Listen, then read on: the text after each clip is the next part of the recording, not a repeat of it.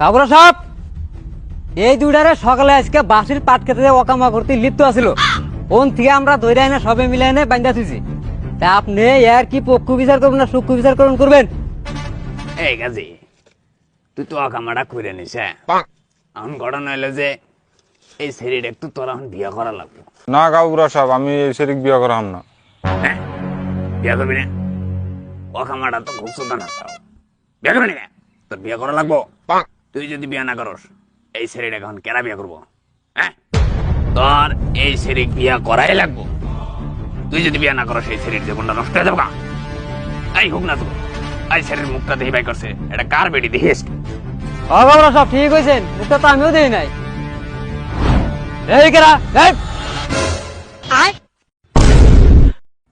এই এই এই এটা না আমার বলি। এই গেছে তুই এটা কি করছা? চল এই খালি বাচ্চা জানা সাহেব, আমি তো আগে কইছিলাম যে আমি এটা বিয়ে করাম না।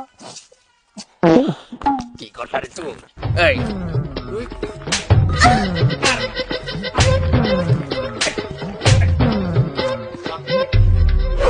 খালির বাচ্চা, 1 তালাক 2 তালাক 3 তালাক 5 তালাক।